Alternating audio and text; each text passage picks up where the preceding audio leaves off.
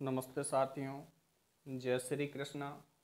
सूक्तियों के बढ़ते हुए क्रम में हम तीसरे नंबर की सूक्ति जो पढ़ने जा रहे हैं वो भी धन के बारे में है, अर्थात धन को हम किस प्रकार से यूज कर सकते हैं।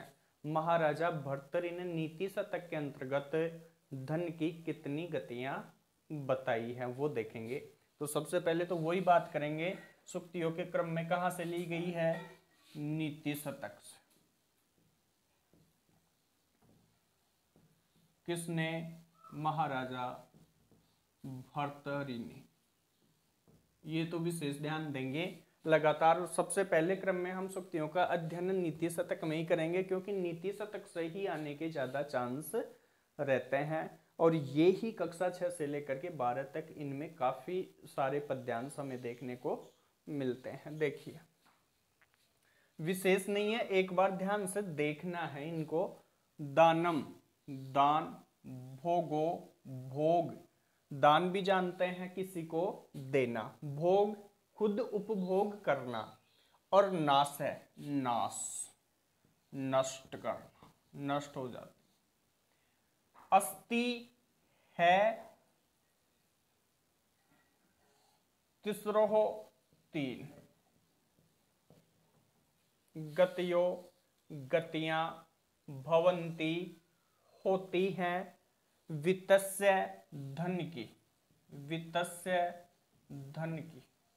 देखो, ये कारक प्रकरण यदि हम पढ़ते हैं तो ये काके की रारेरी संबंध और षष्ठी विभक्ति, भवंती भूधातु, लट लकार, प्रथम पुरुष और बहुवचन। इस प्रकार से हमें इनकी टिप्पणियां याद होनी चाहिए। गतियां, गति यानी दशा। धन की 3 प्रकार की दशाएं होती हैं, गतियां होती हैं। कौन कौन सी? पहली दान, धन को किसी को देना। दूसरा उपभोग करना, या तो हम धन को किसी को दें, पहली गति। दूसरी भोग, उपभोग करें हम उस धन का। और तीसरी है नाश, यदि ना तो हम किसी को देंगे और ना उपभोग करेंगे तो वो धन नष्ट हो जाएगा। इस प्रकार गतियो गतियां, भवंती होती हैं, वित्तस्य धन की। देखो, दोनों लाइनों में बड़ा ही सरल है कि धन की तीसरो 3 गतियां होती हैं। पहली गति दान, दूसरी गति भोग और तीसरी गति नाश।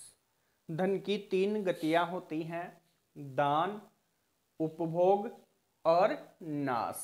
अब जो नीचे की लाइनों में है वो क्या बता रहा है, देखो, यो जो, न नहीं, ददाती देता है, अर्थात जो दान नहीं देता, जो धन को किसी को देता नहीं है, और न भुंक्ते, ना ही भोग करता है, ना ही उपभोग करता है,